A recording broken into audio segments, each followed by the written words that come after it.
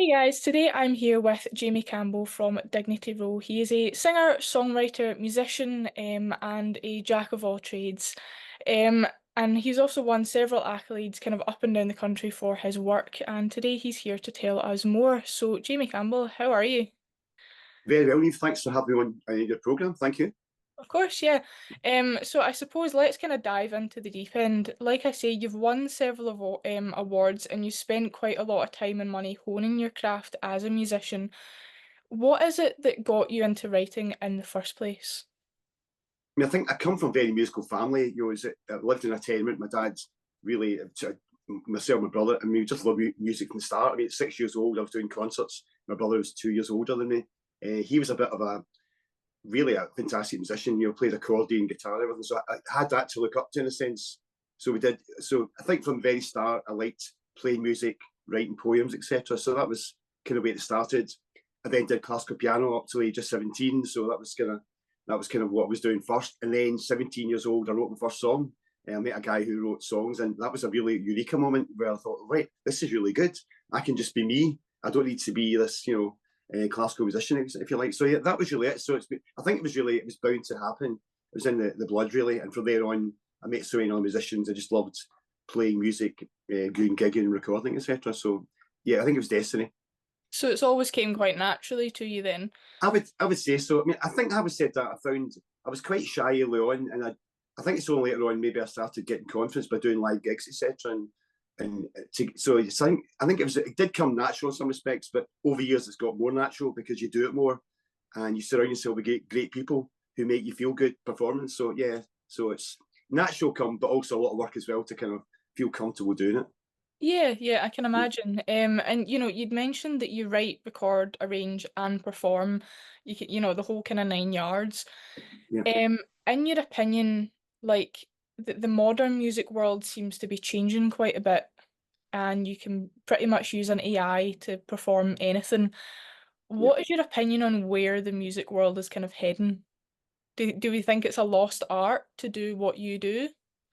I don't think so. I mean, I think obviously, AI is here to stay. It's one of these things that we have to innovate, and it's good to sort of to try and be flexible and try and learn all the time. So I think that's going to be there. I think it's going to affect songwriters, the pop industry in terms of the charts. Already, that's pretty much kind of manufactured, to be honest. In terms of you get the sync world, you get a song, write a song like these five other songs, this kind of beat. So I think already this is happening. So I think some people should be worried who maybe write for the pop market where it's a kind of manufactured type of thing. But I think there'll always be artists who bring across their own kind of sentiments and experience and can engage with audiences. So I don't think it's a lost art. It's going to be harder to make money though. So I think Mm. it's good that there's new technology there, and it's going to we'll have to embrace it. But I think there'll always be a place for a singer songwriter who sings to you directly and says words that they mean and you get. I think that's always going to happen. I think so. I'm And not too worried. well, yeah, you're certainly not going to go out of business anytime soon. But you touched on quite a poignant kind of fact there that there's something that we I think hold so dear in the authentic music that we find, stuff that isn't manufactured and kind of you can tell that it's kind of rinse and repeat. So in Yeah, that sense, music has always been something that we've been able to connect through. In every culture, we're able yeah. to work through that, and it seems to be something that we're even through the hardest times, music is the kind of voice of reason. So, do you feel like it's helped you through kind of life's challenges, etc.? 100%. I think music is therapy. It's one of these things where it's all about Well, for me, people are different. For I write about me and people around me, and the good things, the challenges, etc. And I now understand myself better by doing that, and I don't mind sharing that with people. And I kind of, when I sing, I feel those words, and I see people look at me, think, "Oh yeah, I kind of get some of that." They might take it a different way because their life's different, but 100%. I think music is such a fantastic way of getting to know yourself better and just trying to be a better version of yourself. All my songs are all about trying to like just improve on what we do, and learn people around you. I think you're right. The emotion thing is so important. It's sometimes when you see somebody connecting with a song, it's an amazing feeling. That feeling, and that's something with AI. I mean, it'll get better and better, but to actually understand, to read a room, and to know whether someone's got that, I think that's something very personal. And yes, so I love expressing emotions in songs. I think it's a lovely thing which makes us feel alive, to be honest. So it's a great thing, absolutely. We'll never go away. I think you've definitely hit the nail on the head there. You'd mentioned kind of like AI would definitely struggle at least to read the room, and to pick up on that connection. Um, I mean, do you have a favorite song that you've ever written? It's always a question I love to ask. That's a good question because there's a few. There are a few. I'm trying to think. I mean, in some respects, the first song released better. I really like. No, I don't think it's the best lyrically by any means at all. But I think because I wrote it before lockdown, and released it just at that point, I think that's pretty special for a start. But also, my son sings on it, so I kind of wrote this song, and yeah, and I liked it, etc. And I did all the program myself in the studio. I did a version, then I got my son to come in. It's a bit like saying to somebody, "Can you please do what I'm doing, but can you actually improve it? Can you just?" And he just took it a different level, where I'm concerned. So, and every time I hear that song, I just get emotion, and I really feel something about it. He just captured what I was looking for. So, I think yes, I think that one probably, in terms of the emotion I get from it, is probably my favourite. I'd say other ones are probably better lyrically and so on. But that's probably one of the favourites, I'd say, because of that. So you're passing on the kind of family lineage then. Well, kind of, but I think what's happened is, Chris has now moved to London, as my daughter Samantha. They live in London now, and they're fantastic singers, but they've got other lives, they've got other things, other music. I'm inversed in music, so I'm all about writing words down, stories, songs. So they're not real. That's not really their game. So they've kind of been in it, but they've kind of moved on to other stuff. It's nice to have them involved, and they'll always be great singers. But yeah, they're not going to be singer songwriters. That's not what they want to do. So yeah, it's nice to have that. But what's good though, I think, because they're both great singers, and I would naturally, if I'm working with you, I'd say, right, Neve, you're a better singer. Do you want to sing that? I'm a team player. So I had them in, and I probably relaxed a bit. Now I've had to say, well, I'm doing it myself, and I actually love singing to myself. I'm getting good feedback, so I've been quite good in a sense. Sometimes I'm a great believer when things happen, you make the best of it. Sometimes it's fate. So they've been in it, which is fantastic. And I love the fact they've been part of the story. Chris is on 4 tracks on the album, but I'm now also enjoy doing stuff myself as well. It's getting that kind of thing. But yeah, it's nice to all love music. It's a great passion to pass on. And that's interesting, and it's something that I don't think ever leaves you. Some would say you're either musical or you're not, but I think definitely if you are, it's a skill that you kind of can't put down, and it's going to find its way into your life, Yeah. regardless. Whether that's singing in the shower or but No, 100%. Yeah, if you enjoy singing, you just want to do it and playing. So you're right. And it doesn't matter. I think you're right. Sing the shower's great. Right? Sing the shower, sing to a few friends, sing to 2,000 people. It's the same thing. It's just expressing yourself. So people should do it. That's something maybe AI could be good at. I feel that AI will allow people who maybe have not had all the training, can pick up some tools, get some words down about the person they love. I mean, another song I love, I wrote myself about my wife, actually, and I just literally, I was in bed and I just started writing stuff down my phone, and it was all about, last day, all I want is you, and all this. It was just a real, as if, what would you say to your partner if it's the end of the world type thing? And I just got that down in a song. I sang it to her, she was like, all right, there wasn't much of a reaction. But later on, she heard it live. I think she gets it now. So I think that's the fantastic thing when you've got these emotions coming out, especially guys. Guys are probably not as good at saying, I love you. In a song, it's a bit easier. So I think I love that. So that'll never stop. I'll probably end up doing poetry. If I end up saying I don't do song. I need to do something that's creative. Get these thoughts out.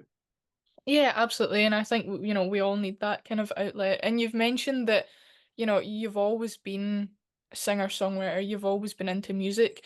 But when you first started out or when you were younger, did you ever see things like, we mentioned the Glasgow Life offer thing come up? Did you ever Yeah. see events like this happening? In some respects, I would say I probably did, because I went through a phase where I started out first in various bands. Age 21 was in a band, got offered a record deal. We never took it, but so that was a chance I kind of took. I then played loads of bands, touring with Deacon Blue and Wet Wet Wet and Levelers and so on. So I had a good career doing that, and I kind of saw it could happen. And people I knew, my friends, they played with Hue and Cry. Ones I wrote for Westlife and all sorts. A lot of people did really well, and I could see it. But I made a career choice I'm 27, that I'm going to do IT, etc. So I always felt it was kind of there, but I kind of felt it wasn't for me. But when I started songwriting again recently, I kind of thought, well, I've been through all that. Played Dominion Theatre in London, Preston Guildhall. I've had that vibe. It can be done, and I love bands like Deacon Blue and Hue and Cry, but also rate what I do. So as much as I think they're really good, I think, well, I've built up all this knowledge, experience. I've got great musicians with me. So yeah, I have got this. I'm very optimistic. I kind of believe that it's possible. It's just waiting for the right moment. So I think that's good to do. You'll shoot for the moon. You might never reach it, but just enjoy that journey. So yeah, I'm a great believer that it can be done. Yeah. So you have to, otherwise you've got to believe in yourself. Oh, that's true. And I mean, I suppose, is that advice that you would give to people kind of starting out?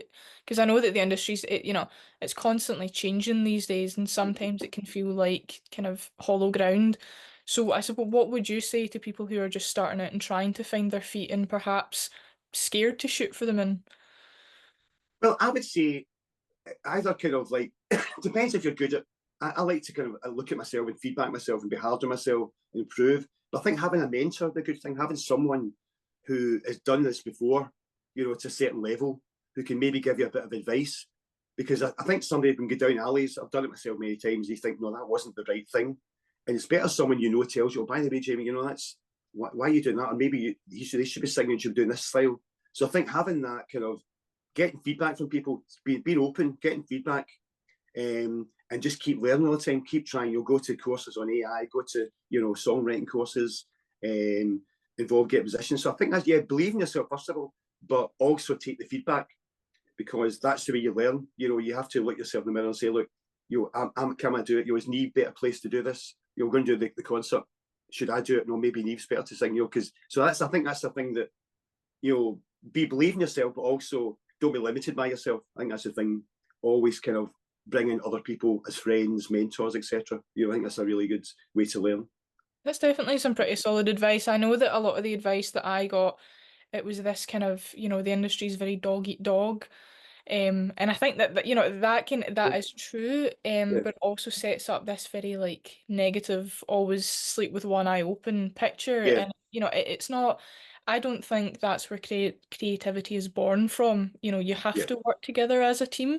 And yeah. you'd mentioned some really big names there, like Deacon Blue and Wet Wet Wet, and you've also told me that you've worked with some pretty big names to hone your craft, like Jamie Grant, David Scott. Who are some of the kind of earlier inspirations in your music that have kind of made you want to do that, and have they changed? Yeah, I think they probably have changed. Initially, my brother was 2 years older, fantastic musician. So that was something that, how to play pop songs. All right, here's the guitar, here's the keyboards. He was always that bit ahead of me, but really good at showing me how to do things. Here's chords for that. So he was a really big influence at the start, without a doubt. So that was a big thing. I think later on, probably just kind of like the local bands, like Hue and Cry, Deacon Blue, Wet Wet Wet were bands that around the year I was kind of starting out, if you like, so it was good to see them. I felt these are guys, good musicians, that were going really well. Even seeing the journey, something like Deacon Blue, I saw them in a pub, and how they transformed from a pub to getting a record label, a manager. To see that journey, was great. Hue and Cry, my friend was a bass player, he joined Hue and Cry, toured the world, etc. So I saw the journey. So I think that was really a big thing, seeing people doing the kind of stuff I believed in. Even way back, James Grant, Loving Money, his vocal style I thought was really good. So I think just seeing people around you who are doing the kind of things that you'd like to do, and you can think, I've got skills, I could probably do that. I think they were very important to me. Mm. Realizing, yeah, I could be in this scene because I know so many bands there. Yeah, I think they were a big influence all the way. And even now, I've revisited the Bluebells and Loving Money. So it's nice to kind of reconnect with some of these bands that were at a stage I was at, and I jumped off that kind of conveyor belt, if you like, to do something else.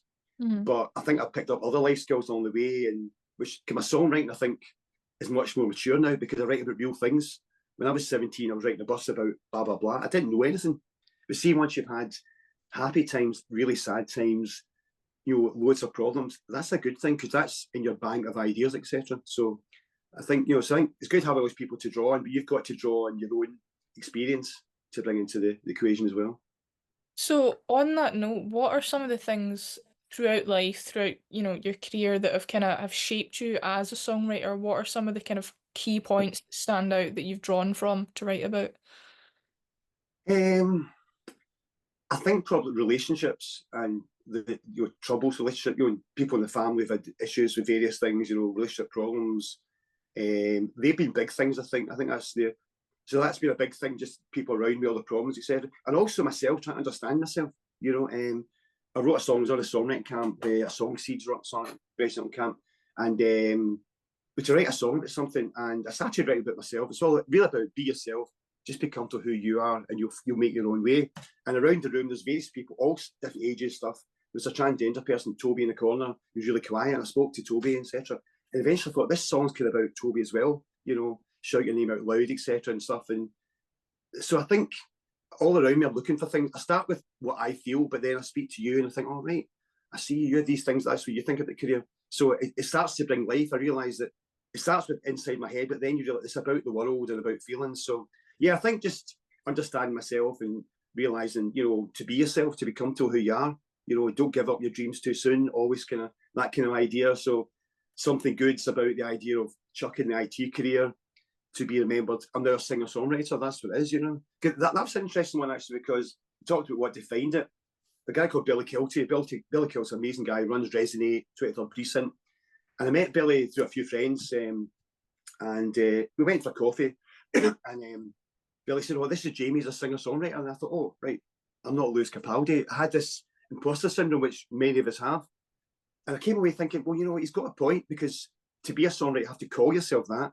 You just have to write songs and obviously get better at it. So that was quite a good moment for me. I kind of felt, yeah, that's who I am.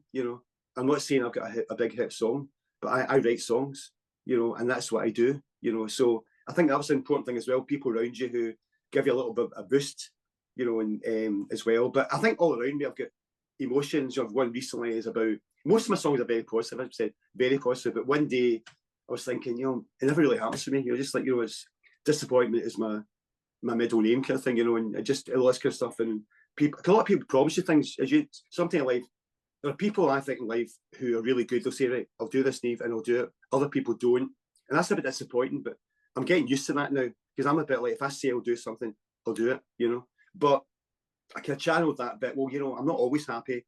And I do feel sometimes that things don't go right for me, So I wrote that song about that. So that captured that. Interesting, that was just before I won the competition. So it's funny how you write something and you think, well, that's not really relevant now, But no, I think all around you, there are things that happen, and it's nice to channel that somehow. It gives you a starting point, So, because it's good to write. I think you write a song, it's good to feel it. If somebody thinks, well, yeah, this guy actually, he feels that. This isn't talking about, I love you, and we walk down the street having an ice cream. This is like, I really, this is real love, and it's been hard, etc. But it's real. So I think all around you, it's all there. We've all got that. Good things, bad things happen to us. Yeah, no, that's very true. And I think you hit some pretty poignant nails in the head there about, again, getting back to that conversation we had about the authenticity and how people will probably relate to that more. Yeah. But I suppose kind of taking a different turn, I noticed that you formed Dignity Row in 2020, which was quite the year for music, I'm sure we'll Yep. agree. Yeah. What prompted you to form a band pretty much in the thick of COVID? What was the Well, I think I'd always wanted to do it, but never had the time, because I used to run bands way back. Always had my own bands, we recorded, etc., gigged. But because I've got a covers band, so I've got a covers band that's really successful. So, and there's a lot of singer songwriters in that as well. So we're really busy. So I just didn't have time to do it. COVID comes along, diary's cancelled.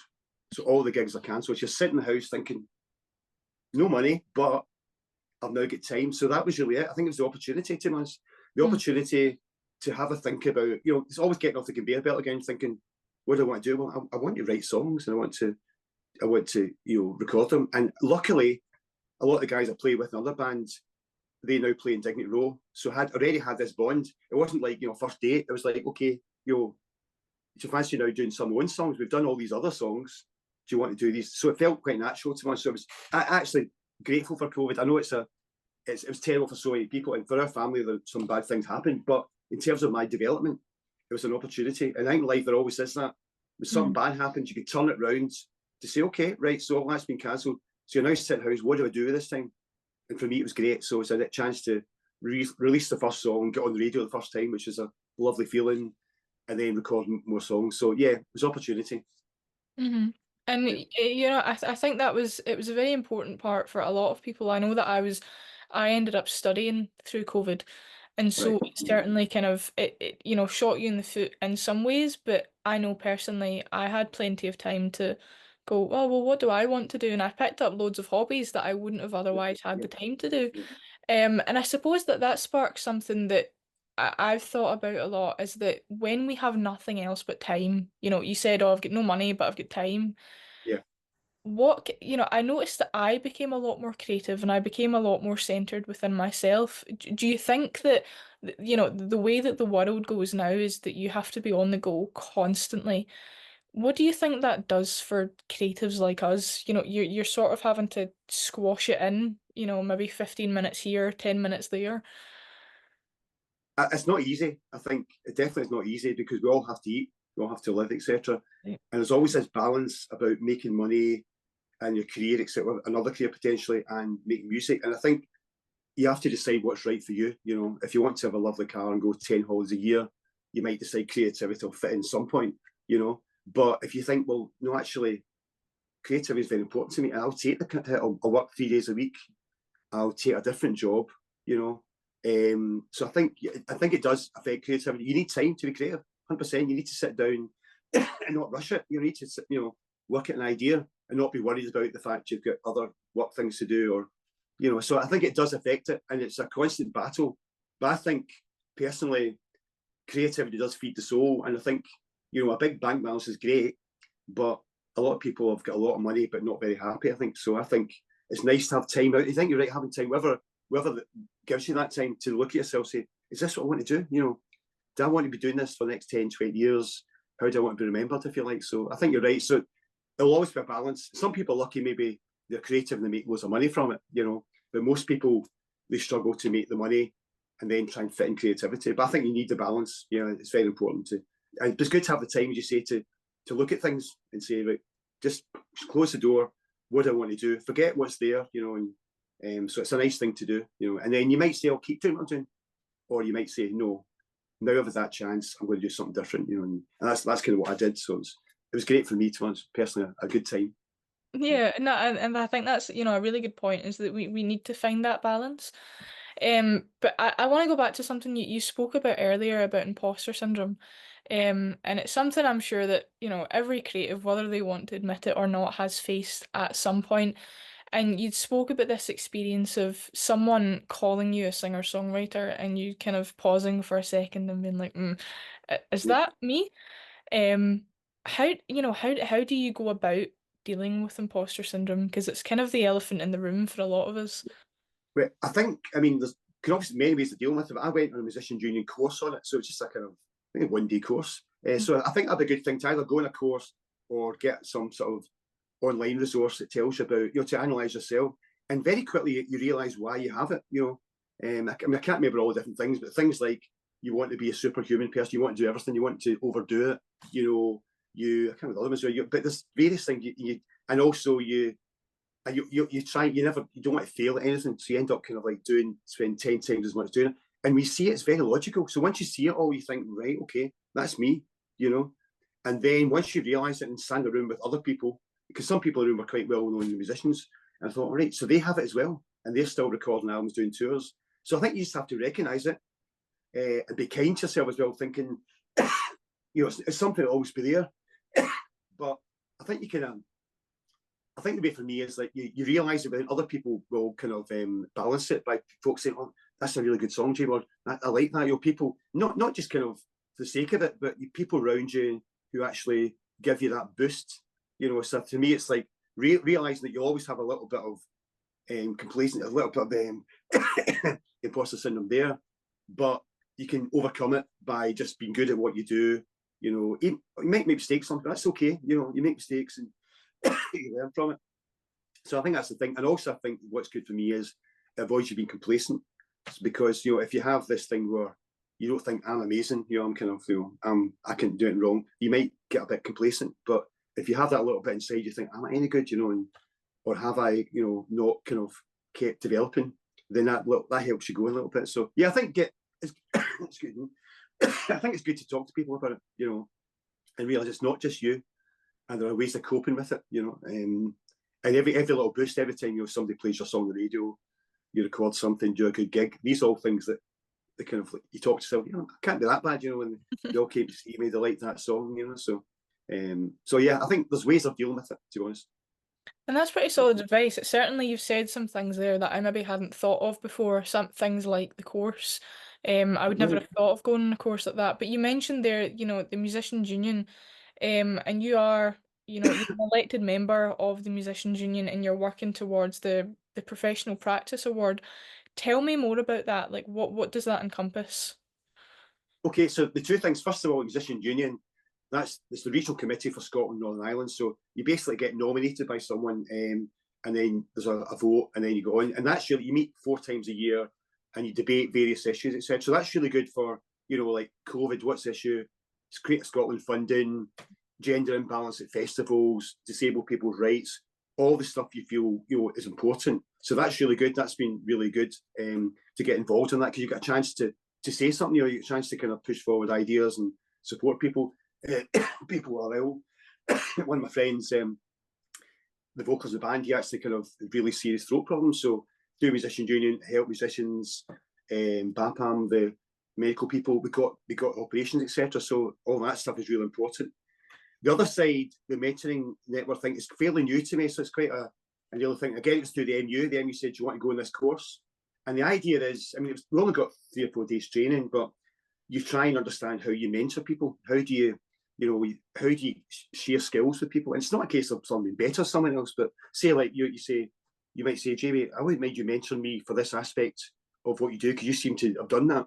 And I would say, okay, we'll have a chat about what I've done, what you've done, and we'll give you a program to say, right, so you want to understand how to write better songs, or how to record them, how to build a band, etc. So that's the kind of idea, that you work out something that one person got, another one maybe could use, and you try and help them through that. It's not about who's better or who's more experienced. I might come to you and say, look, I want to do podcasts, and how do I do that? So you can mentor me in that. So that's the kind of idea. So it's the Scottish Mentor Network is a formal organisation. They do this all the time. They're trying to help other people get involved in this. So I've got a young singer-songwriter I'm working with just now, and she's really good. She's doing really well herself. There's a lot of stuff that I can't do, but there's certain aspects I'm going to try and help her with, and it might be 4 meetings, 5 meetings, etc. And then hopefully she'll have moved on to do that. So that's the idea. And I really love the idea of mentoring. I personally would love a songwriting mentor. I've done a lot of songwriting workshops. I would love to have one person allocated, like Paul McCartney would be quite good, or Ed Sheeran, but just someone, all joking aside, someone who has achieved a different level that you haven't really achieved, and I think so. I think that's what it's about. Hopefully that makes sense. It's a formal, recognised thing, so it means often people realise it's very, very safe thing to be involved in, if you like. But it's a really nice way of getting there quick. At the end of the day, like I want to do this stuff. Well, if you know someone you really emulate, you like to be like them, approach them and say, like, would you mind having a chat about how you got the festivals, how you write those kind of songs, how did you get that band together, and because it's not rocket science, and people like sharing, people like helping, and you think, oh, I must be quite good because I'm helping that person with these aspects, and then they move on and become more successful. This is great, but at least you've helped along the way. Yeah, no, and I think that's really important. And again, it goes back to that more positive light that I think you seem to bask in terms of, like, it's more about teamwork for us, rather than Yeah, dog eat dog. We yeah. need to start creating that community. But just very quickly before we run out of time, because I just got that little timer there. What is next on the cards for not only yourself, as Jamie Campbell, the singer-songwriter, but for Dignity Row as well? Have you got anything coming up? Yeah, well, the first thing is, as part of winning that competition for Glasgow Live for the song for Glasgow, I'm going to get into Gobble Sound Studios for 5 days to record some more songs. So that'd be quite nice to do some stuff in there. So I've got 2 or 3 songs lined up for that. So hopefully in the November time. We've got a gig in Bannerman's in Edinburgh on October the 30th. So anyone wants to come along there, they're very welcome. So because usually play around Glasgow, Glasgow Paisley area, so it's quite nice to break out. So I'm doing that. So that's the main thing. So I want to try and get some more recording done. I'm hoping to get more funding towards the next album as well. And to be honest, I've not really pushed the first album as much as I should do. So this is why I'm getting involved now more, because I've got the album come out in vinyl and CD, etc. I'll be so busy doing other stuff, so I must get more involved, like speak to people on the radio, etc., and trying to push that a little bit. So it's difficult on all fronts because you're trying to write songs, you're trying to record them, you're trying to promote things a little bit as well. So it's trying to juggle things, and I would rather write songs. That's what I like to do, but you also want to share. So that's kind of that'll probably keep me quite busy. All that stuff, I think, the next few months. Awesome, that sounds great. And yes, definitely. If anyone has any time, do make sure to come down to any of the concerts, and check out Jamie Campbell and Dignity Row, on social media. Thank you very much for taking the time out of your day, to chat. And I hope to see you soon. Thanks so much, Steve. It's been a pleasure. Thank you.